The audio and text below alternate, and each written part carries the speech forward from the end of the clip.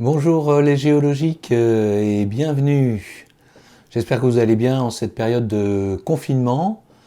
Je suis Yves Ardouin, enseignant de SVT, personne n'est parfait, et je co-anime cette chaîne géologique avec un maître de conférence à la faculté d'Angers, Fabrice Rodoy. Notre objectif, c'est de vous faire partager notre passion, la géologie, et pas n'importe où, sur le terrain. Et pour cela, deux types de vidéos. Des vidéos qui vous font découvrir des géosites du Maine-et-Loire. Le prochain géosite sera sur les terrasses alluviales de la Loire. Et puis des vidéos solfège, des vidéos boîte à outils. Aujourd'hui, nous allons voir deux applis indispensables sur le terrain, InfoGéol et iInfoterre, créés par le BRGM, Bureau de recherche géologique et minière. Cet établissement public de référence a pour mission de gérer les ressources et les risques naturels du sous-sol. Vous connaissez probablement le site internet Infoterre du BRGM, qui est un visualiseur qui donne accès à différentes données, les cartes géologiques du millionième au 50 millième, des banques de données du sous-sol et des logs, les logs étant des coupes stratigraphiques de référence dans une région, également des cartes de risques naturels et industriels, et pour terminer, des informations sur les eaux souterraines. Ce site Infoterre est vraiment très pratique, mais sur le terrain, pas évident de l'utiliser sur un smartphone, car il y a trop de fonctions sur les pages de ce site. Donc le BRGM a créé deux applications indispensables au terrain, InfoGéol et iInfoterre, donc qui sont les petites sœurs de Infoterre Internet. C'est parti!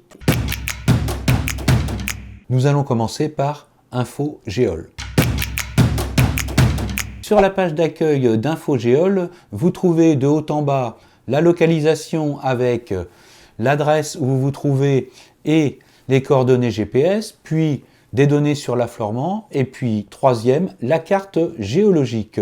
Quand on clique sur plus au niveau affleurement, nous arrivons à une fiche géologique sur laquelle on trouve des éléments sur la géologie générale, le type de roche, la lithologie, l'âge et l'appellation locale. Cliquons sur la carte géologique qui s'agrandit alors dans la région où vous vous trouvez. Seul bémol, il n'y a pas d'échelle sur cette carte géologique. Je trouve ça bien dommage. Vous pouvez cliquer en haut à droite et vous avez la légende. Légende d'une seule carte géologique au 50 millième ou de deux cartes géologiques si vous vous trouvez à cheval sur ces deux cartes. Si on clique sur le plus, on arrive sur la notice géologique de la région dans laquelle nous nous trouvons. Et tout en haut, vous avez un système de recherche et vous pouvez taper un mot et ce mot va se retrouver surligné en surbrillance dans la notice. Vraiment très pratique. Cette notice, vous pouvez la télécharger, l'imprimer, vous pouvez également la mettre sur un drive. Un dernier point sur la possibilité d'aller directement sur le portail du BRGM ou le portail d'Infoterre. L'application InfoGéol se trouve également sur tablette. Quels en sont les avantages? J'en vois trois. Premier avantage, c'est la possibilité de choisir son fond de carte, soit géologie, soit en plan, soit satellite. Ça, dans InfoGéol, vous n'avez pas de choix, vous n'avez que la carte géologique. Troisième intérêt, c'est que vous pouvez afficher des coupes de la carte géologique de la région. En fait, j'ai testé, je n'ai jamais obtenu de coupe. Et puis vous pouvez également avoir des données sur les forages. Dans le menu déroulant en haut à gauche, vous trouvez des thèmes, des fonds de cartes, des légendes et des options. Concernant les thèmes, ils sont très variés. Ça va de dossiers sur le sous-sol, en passant par forage d'eau, anciens sites industriels, mouvements de terrain, cavités souterraines, aléas, retrait, gonflement. Ça, c'est pour les argiles et les cartes géologiques. En plus des thèmes proposés par cette application, vous avez une fonction très intéressante, celle de faire apparaître le nom des roches sur la carte géologique. Tout cela en appuyant légèrement sur l'écran. Mais attention, il y a une procédure particulière.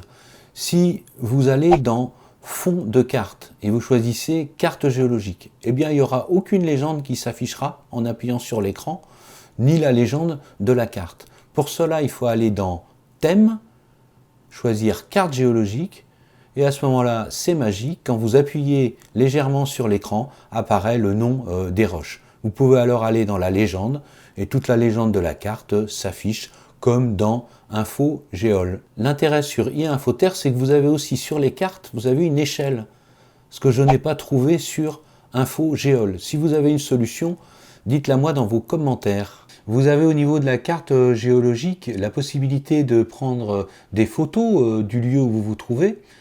En conclusion, quelle application choisir sur le terrain?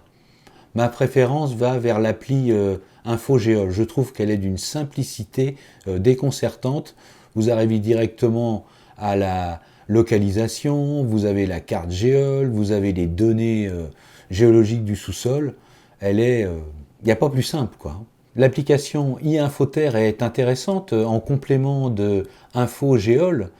Surtout si vous voulez avoir des données supplémentaires. Moi je trouve qu'elle est destinée à des géologues avertis qui font vraiment de la géologie appliquée. Cependant, la possibilité d'afficher le nom des roches directement sur la carte géologique sur iInfoterre est un plus.